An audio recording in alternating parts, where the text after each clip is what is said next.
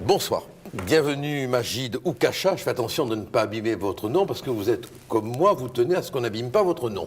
Voilà. Et vous avez bien raison. Alors, je vous ai invité ce soir parce que je vous ai découvert dans une vidéo et je me suis dit, ce type est fou. Il a une prise de position sur l'islam qui, venant d'un musulman, même si maintenant vous êtes agnostique, est tout à fait surprenante. Alors, avant qu'on entre dans le vif du sujet, je dois vous dire que je respecte toutes les religions, même la religion de ceux qui n'en ont pas. Alors, votre livre, il faut le lire un peu comme une étude juridique, parce que vous vous livrez à une critique en règle, systématique, juridique, littérale du Coran. Alors, je voudrais vous demander d'abord pourquoi un jeune homme qui a été musulman, qui a été peut-être pratiquant, a-t-il éprouvé le besoin de se livrer à cette critique, à l'égard de laquelle, du reste, j'ai des objections à vous faire, mais on va y venir. Alors pourquoi vous a-t-il pris l'envie d'écrire ce livre qui permet d'entrer dans le Coran, mais qui en même temps constitue une critique radicale, si j'ose employer ce terme, du Coran? Bonsoir, tout d'abord merci pour votre invitation. En fait je me considère comme un patriote français qui me soucie de la France. Je me lève chaque matin en me demandant ce que je peux faire pour la France avant de me demander ce que la France peut faire pour moi. Je suis né et j'ai grandi dans une France en fait que je reconnais de moins en moins à mesure que les années passent. Et j'ai plutôt de la chance parce que je suis né fin des années 80. En tout cas, quand on est un jeune Français dont les parents ou grands-parents ont pour pays d'origine le Maroc, l'Algérie et la Tunisie, avec, disons, le poids idéologique de la gauche qui essaie de diviser les gens pour mieux régner et qui, en général, pour les profils de gens comme moi, essaie de leur faire voir le monde de façon binaire et de façon belliqueuse et de penser qu'ils ont une espèce de revanche tribaliste à prendre vis-à-vis de la France, ou alors qu'ils sont des métèques et que les Blancs se prennent pour des gens supérieurs. En tout cas, moi j'ai eu de la chance parce que j'ai été éduqué dans l'amour de la France. Ça n'était pas incompatible avec l'islam dans lequel j'ai été éduqué. On m'a envoyé à la mosquée dès l'âge de 8-9 ans, mais mes parents m'ont toujours appris à aimer la France, à respecter la France et me considérer comme un Français. La plupart des jeunes Français comme moi qui sont d'origine maghrébine et qui auront la double nationalité plus tard ou qui auront juste la nationalité française en tout cas, c'est vrai que voilà, ils ont un regard de double identité parfois contradictoire, puisque l'islam, moi qui ai étudié le Coran en fait à l'âge de 18 ans, qui me suis plongé dedans, j'ai compris que l'islam est une culture qui contredit la culture occidentale, qui contredit la culture des pays occidentaux, qui sont les pays d'Europe, d'Amérique du Nord, Israël ou l'Australie. Excusez-moi de vous interrompre. Oui. Je sais que vous avez un flot de paroles ininterrompu, mais si je comprends bien, la critique à laquelle vous êtes livré de votre religion, Oui. ce que du reste on ferait bien tous de faire, Oui, oui. elle est partie du fait que vous avez été élevé dans l'amour de la patrie, Voilà. du pays, et qu'à un moment donné, vous vous seriez rendu compte qu'il y a incompatibilité entre un certain islam et la vie dans l'amour d'un pays? J'arrive pas à comprendre là. En fait, il faut savoir que l'islam originel, le véritable islam, c'est un paradigme dont parlent souvent des communicants à la télé. Le véritable islam, c'est celui défini par le Dieu Allah dans le Coran. Le Coran transmis officiellement par le prophète Mohammed. Et ce véritable islam est un islam esclavagiste, est un islam misogyne, est un islam ennemi de la liberté d'expression, ennemi de la liberté de penser, qui criminalise la liberté de penser. Et ça, c'est l'antithèse même de nos valeurs et de nos mœurs qui sont inspirées par la force culturelle dominante de notre pays, christiano-laïque. Et moi, en fait, si vous voulez, c'est la chose importante, j'aurais pu avoir le loisir de créer un livre critique sur un livre judaïque, par exemple, ou un des livres principaux des religions juives et chrétiennes. Il n'y a qu'un seul problème, c'est que le Coran, en fait, à 100%, est officiellement un récit incré qui vient du Dieu Allah. C'est pour ça que l'islam ne peut pas évoluer. Si on fait des constats cliniques, il n'y a pas besoin de s'intéresser à mon livre, on fait des constats cliniques, il y a 57 pays musulmans dans le monde, ce sont systématiquement des pays où, si je devais être une femme et vivre dans le monde, le pire pays dans le monde pour moi où je devrais vivre, ce serait un pays musulman. Mais pourtant, nous avons des pays qui vivent dans la religion du Coran et qui ont su, à des moments donnés de leur histoire, s'affranchir de cette autorité. Je pense à l'Égypte de Nasser, je pense à la Turquie d'Atatürk. Donc il y a bien des moments quand même où les pouvoirs publics peuvent faire coexister l'islam avec une forme certes d'autocratie, mais qui n'a rien à voir avec le religieux et la pratique normale de la religion musulmane. Alors déjà d'un point de vue relatif, même de petites avancées conjoncturelles qui ont pu avoir lieu dans des pays qui étaient gouvernés par des dictateurs, qui s'affranchissaient de l'islam, qui s'en éloignaient, comme Atatürk ou Nasser ou ce que vous voulez, ça reste quand même, comparé aux modes de vie occidentaux, des pays horribles où une femme n'est pas libre. Je donne un exemple qui peut sembler un peu polémique parce que mon but n'est pas de défendre la colonisation, mais il y a plein de gens aujourd'hui qui déplorent le fait que dans des pays musulmans, les femmes soient maltraitées et que les libres penseurs, par exemple les anciens musulmans là-bas, aient des peines de prison, lapidation, décapitation, et souvent ils invoquent la colonisation. Eh ben, je suis désolé, quand on prend les Français qui sont arrivés en 1830 par exemple en Algérie pour conquérir l'Algérie, ou à la fin du XVIIIe siècle, dès 1798 en Égypte, ils sont tombés sur des pays musulmans où ça faisait des siècles qu'ils étaient musulmans. Ils avaient tout le temps pour exprimer le véritable potentiel de l'islam originel. Et ben, sur quoi on est tombé là-bas? Voilà, les Français qui ont colonisé, ils sont tombés sur des pays où les femmes n'étaient pas scolarisées, étaient des moins que rien, étaient considérées comme des esclaves. Il y avait des marchés aux esclaves, il n'y avait pas de démocratie. Historiquement, l'islam n'a jamais réussi à créer rien de bon par rapport voilà, qui soit capable de défendre mes libertés individuelles, personnelles, de faire l'amour en dehors du mariage et de croire en ce que je veux, et de vouloir vivre dans un pays où les femmes et les hommes ont les mêmes droits. Enfin, il y a quand même un islam modéré. En France, on a un islam qui cherche à adhérer quand même, vous rigolez, aux valeurs républicaines. En fait, dans mon livre, je critique un type de personnage principal qui est le musulman droit de l'homiste. C'est-à-dire, oui, j'ai vu ça. Oui. C'est-à-dire le musulman en fait, qui à la fois ne quitte pas la conclusion, comme 100% des musulmans, la conclusion comme quoi le livre du Coran est un livre divin, juste et salutaire. C'est une conclusion qu'il a dans la tête, elle ne bougera pas. Et à côté de ça, vu qu'il est né dans un pays occidental, et c'est souvent le discours que vous avez pris, c'est souvent le discours d'islamologues occidentalisés, il faut être réaliste, pas des barbus voilà, de pays chariacrates, mais en tout cas, à la fois, il est un minimum sensible aux idéaux et aux valeurs libertaires et égalitaires de notre pays. Et ils essaient de transiger hypocritement voilà, en essayant de ménager la chèvre et le chou. Mais dans le Coran, par exemple, il y a écrit que le mari musulman, en fait, sa femme doit lui obéir, les hommes commandent les femmes, et si une musulmane désobéit à son époux, l'époux doit la frapper. Non, je m'excuse, ça c'est choquant. Je ne veux pas me faire l'avocat... je ne vais pas dire du diable, c'est pas ce que je veux dire, le diable c'est moi, on le sait ça. Ouais. Mais quand même, Saint Paul, qui était un musulman, il était juif, persécuteur, chrétien, persécuté. Il dit quand même que l'homme doit obéir à la femme. Eh bien, c'est là toute la différence, c'est que... Et que les femmes doivent écouter les maris. Le texte que je viens de vous citer vient du Dieu des musulmans, puisque 100% du Coran est un récit incré. C'est pour ça que les musulmans n'arrivent pas à évoluer avec leur Coran vers la modernité philogine et égalitaire que nous, on a. Et ce texte-là, c'est pour ça que dans aucun pays musulman, dans aucun pays qui suit le Coran, frapper sa femme pour cause de désobéissance n'est un crime, alors que chez nous, en France, c'est un crime. Le saint que vous citez, c'est un homme.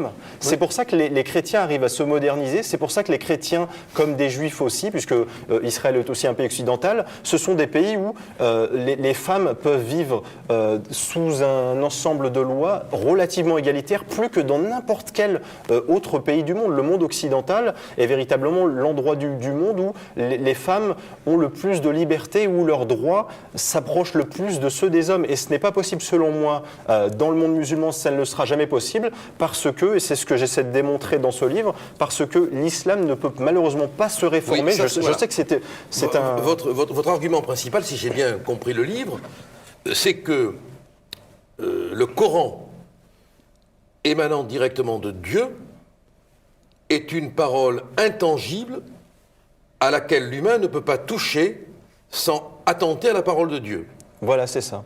Le Dieu Allah le dit bien dans le Coran, il dit bien, il déteste l'attitude qui consiste à ne prendre qu'une partie du livre sacré et pas le reste. Il veut que les musulmans obéissent totalement à ce code juridique qu'est le Coran, qui d'ailleurs est un code universaliste, puisque ce livre a vocation à renvoyer à des lois qui doivent être appliquées en tout temps, en tout lieu, sur toute la surface de la Terre, par tout le monde, jusqu'au jour du jugement dernier. De fait, quand je reprends ma loi, par exemple, qui dit que le musulman, le mari, a le droit de frapper sa femme si elle lui désobéit, aucun musulman ne peut contester ce texte qui vient d'un Dieu censé être omnipotent, omniscient et à l'intelligence supérieure. Il n'y a aucune raison de remettre en cause ça. Et moi, par exemple, il y a quelque chose que je déplore chez les musulmans droits de l'homiste, on nous parle souvent d'interprétation, vous savez.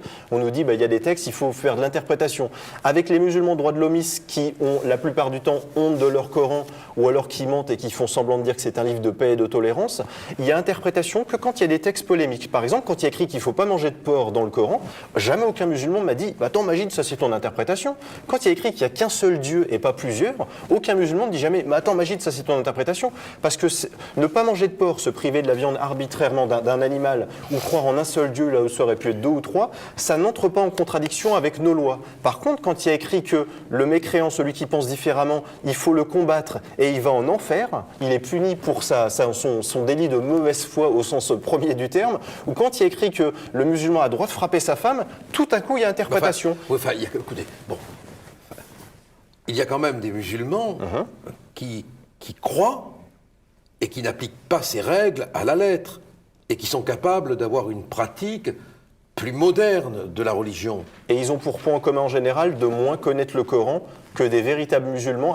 Plus un musulman vous voulez dire que la particularité du musulman radical, c'est qu'il a une connaissance juridique du Coran et de la sunna, oui. Et qu'il en fait une application rigoriste. Voilà, contrairement à ce qu'on peut entendre. Mais ça, on le retrouve partout. Vous avez des juifs qui font la même chose, des chrétiens qui font la même chose. Oui, mais il y a une chose qu'il ne faut pas oublier. D'abord, la France n'est pas en danger de talmudisation ou de néo-testamentarisation. Non, c'est clair. Et quoi qu'on dise. On pourrait même dire que pour les chrétiens, c'est le contraire. Oui, quoi qu'on dise de ces juifs qui peuvent sembler être extrémistes, je reprends un terme du système extrémiste parce que l'extrême, ça dépend.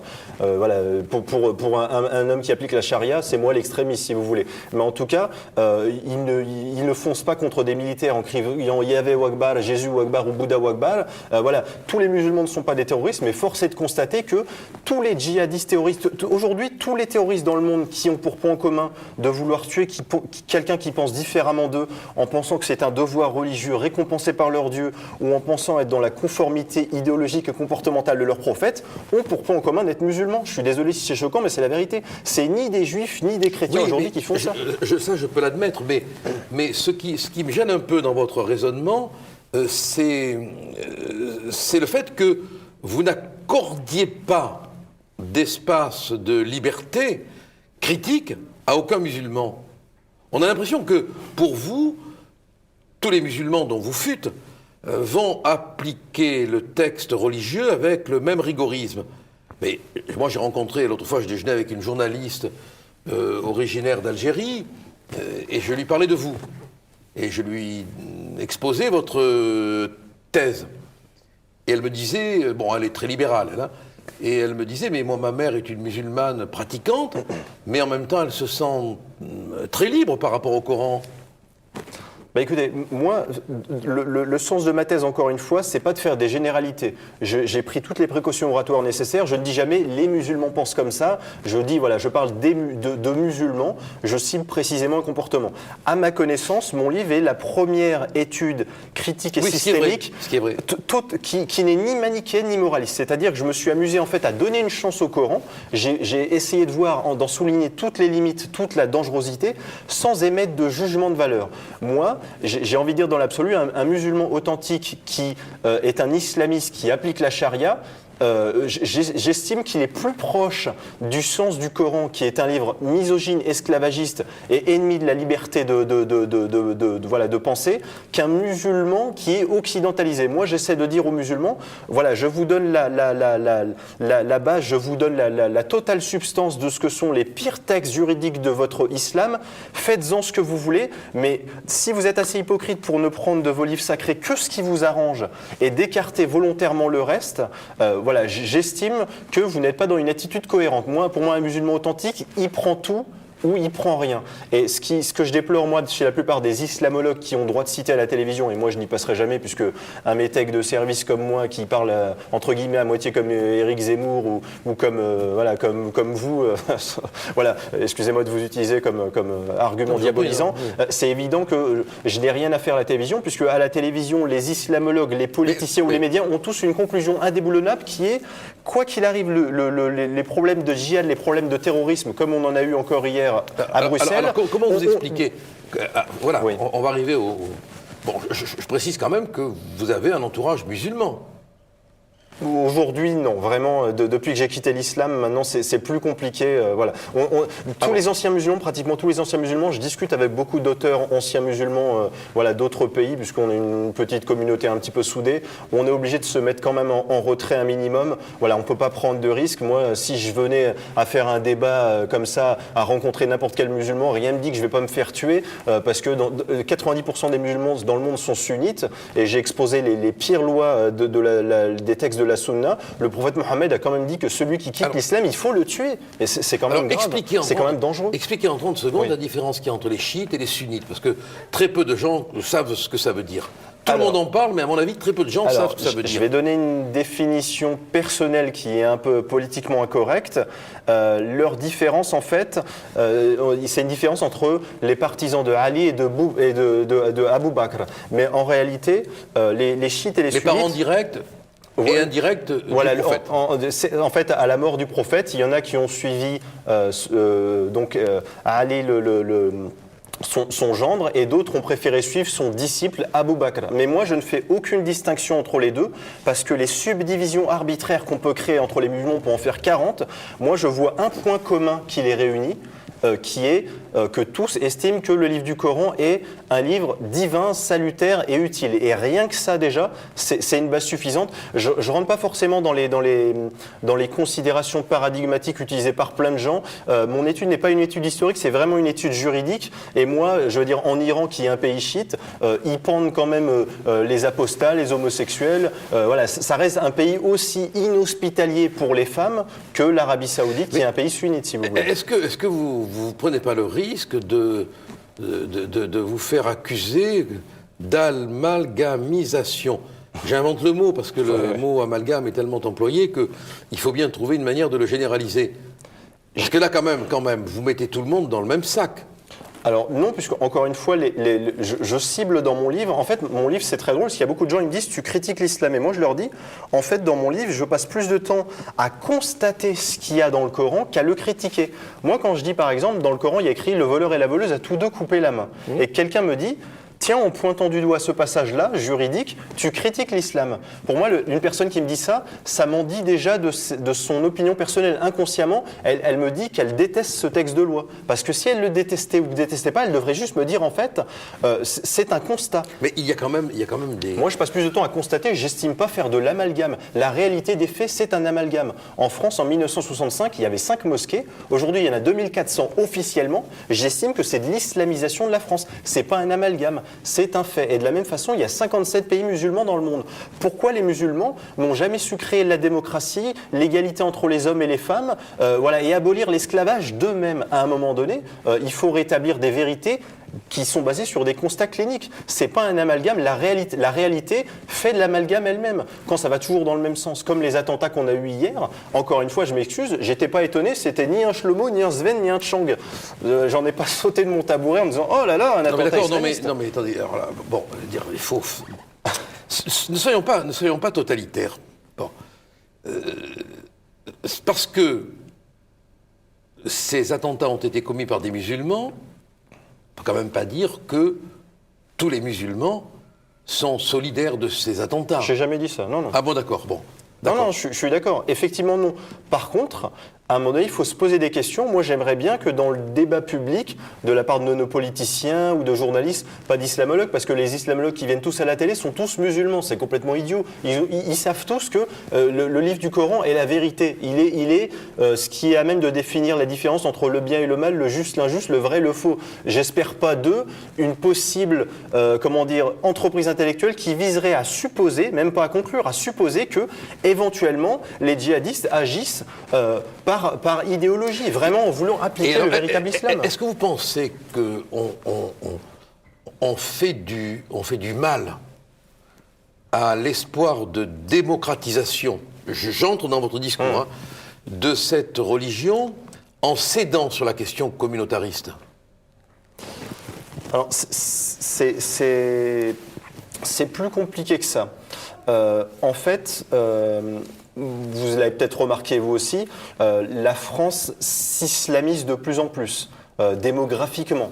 Et on est dans une démocratie. Dans une démocratie, c'est la majorité normalement qui décide. Et plus la part de musulmans augmente dans notre pays, plus leurs problématiques existentielles doivent être prises en compte par les politiciens, ce qui est tout à fait normal et je peux tout à fait l'accepter. De même que je peux accepter que dans des endroits où sur 1 à 2 générations les musulmans sont majoritaires, effectivement il y a des mosquées qui poussent, il y a une réimprégnation de l'islam, je comprends bien. Moi je dis juste simplement que ça n'existe pas, je veux bien qu'on me trouve le constat clinique de ça, ça n'existe pas dans l'histoire, un pays, une zone géographique où les musulmans sont majoritaires et où le vivre ensemble existe avec la minorité mécréante, ça n'existe pas. Je voudrais bien que ça existe, mais ça n'a jamais existé. Du coup, au Maroc peut-être ça l'est. Non, c'est des quartiers à côté, c'est des gens qui ne se mélangent pas. Mais un pays musulman, en plus le Maroc, c'est peut-être pas forcément le bon exemple vu les lois qu'ils ont. J'avais encore vu cet été, ils avaient emprisonné des gens parce qu'ils avaient bu un jus d'orange pendant le Ramadan. C'est vrai. Et vu qu'ils sont connus de façon notoire. C'est au Maroc qu'il y a eu l'histoire des mini-jupes ou en Tunisie, je m'en souviens plus. Je sais plus. Je crois que des jeunes filles ont été poursuivies. Je ne sais pas ce que le tribunal a décidé, parce qu'elles portaient des mini-jupes.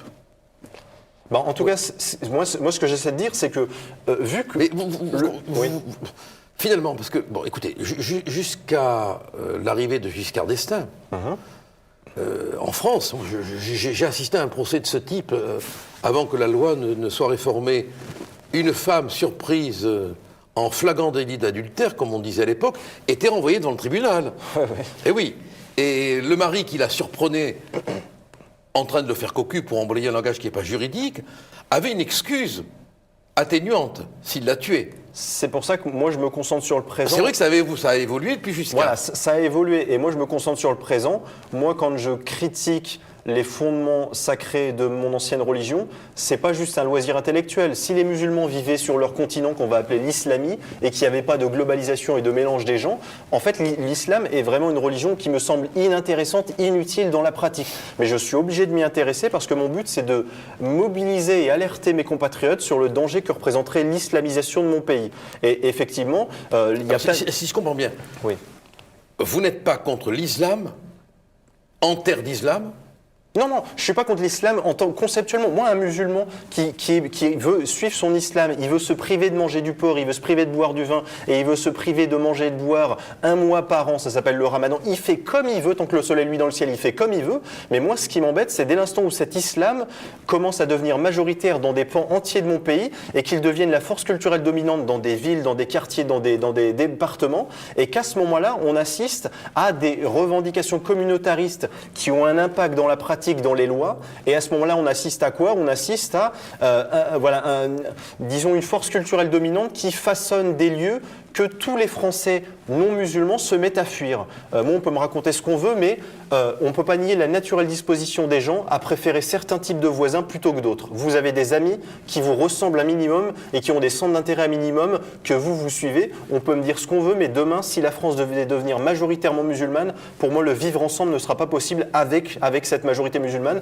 parce que c'est le sens de l'histoire qui a toujours été ainsi dans tous les autres pays musulmans. Je pense qu'il y aura du vivre à côté, je ne le souhaite pas, du s'entretuer ensemble, mais le vivre ensemble, pour moi, historiquement, n'est pas possible avec l'islam à cause du fait que le Coran est un livre à 100% incré, contrairement aux livres chrétiens ou juifs. C'est ce qui fait que ces gens-là ont pu évoluer et ont pu même impulser une modernité égalitariste et philogène. Les 10 commandements, ils sont dictés par Dieu. Alors, vous me direz, ne fais pas même ton prochain.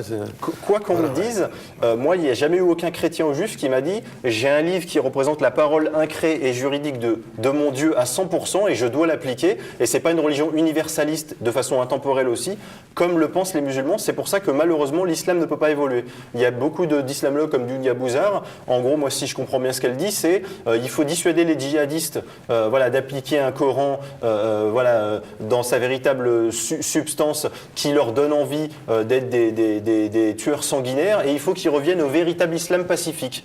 Moi, je pense que, encore une fois, c'est une conclusion qui est biaisée. Moi, je dis aux musulmans, soyez des musulmans authentiques. Soit vous voulez appliquer totalement votre code juridique qui est absolument horrible, soit vous regardez la réalité en face et vous voyez toutes les limites de vos textes sacrés, et éventuellement, vous faites le chemin que j'ai fait et que tant d'autres anciens musulmans ont fait, c'est de quitter l'islam. Mais à un moment donné, la paix ne se fera pas avec l'islam parce que l'islam ne peut pas évoluer. C'est un postulat Alors, très... il faut lire ce livre. Qui est bousculant. Hein. On peut le critiquer parce qu'il mérite quand même aussi d'être exposé à la critique. Hein. Votre parole n'est pas divine, vous me l'accorderez. Hein. Mais il présente un véritable intérêt. Avant de conclure, parce qu'on a épuisé notre temps, essayez de me dire, si vous y arrivez en peu de temps, comment vous expliquez l'État islamique. Comment j'explique l'État islamique? Alors, ce que je pense en fait, c'est que, c'est ce que je vous avais dit tout à l'heure, les Français qui sont arrivés dans ce qui n'était pas encore l'Algérie ou en Égypte ont constaté un islam conquérant qui avait dominé l'Afrique du Nord et le Moyen-Orient, et un islam qui a toujours été le même depuis la mort du prophète Mohammed, qui n'a jamais évolué, parce que c'est le sens de ce Coran qui est immuable. Je pense que la colonisation a été une parenthèse historique qui a étouffé les velléités politicienne de ce qu'on appelle l'islamisme. Pour moi, l'islam est islamiste par essence. L'islamisme est coranisme, j'ai envie de dire. Et je crois qu'en fait, l'État islamique actuel, la déstabilisation d'une partie du monde musulman, n'est que finalement une conséquence quasi logique, malheureusement, de la fin de dictateurs, si vous voulez, locaux, comme Saddam Hussein ou comme d'autres à travers le monde arabo-musulman. Et que, c'est horrible à dire, mais j'ai l'impression que les musulmans ont le choix qu'entre un dictateur ou finalement l'islamisme. J'aimerais bien qu'il y ait une troisième solution possible. Je ne sais pas s'il y en aura une possible, mais en tout cas, l'État islamique, au risque de finir sur une phrase assez choquante, pour moi, c'est juste... en fait, l'Arabie Saoudite, c'est l'État islamique à échelle industrielle, c'est tout. L'Arabie Saoudite, si on a... potentiellement, c'est nos alliés, comme dit François Hollande, tout ça parce qu'il y a des intérêts économiques. Mais en réalité, l'État islamique, ils ne font qu'appliquer le véritable Coran, le véritable islam des textes sacrés voulus par le prophète Mohammed et par le Dieu Allah. Et voilà, et moi je voudrais vraiment qu'il y ait un débat public en France. C'est pas normal, la France qui est un pays laïque, c'est pas normal qu'on puisse pas avoir le droit de critiquer l'islam, c'est pas normal que ce soit dangereux pour sa vie, comme c'est dangereux pour ma vie d'avoir écrit ce livre-là, de pouvoir critiquer l'islam. Magid, il faut lire le livre. Voilà. Je vais me permettre de conclure en citant un poète, ancien délinquant, voyou, menteur, tricheur, François Villon. Frères humains qui après nous vivez, n'ayez les cœurs contre nous endurcis, car si pitié de nous pauvres avez, Dieu en aura de vous merci.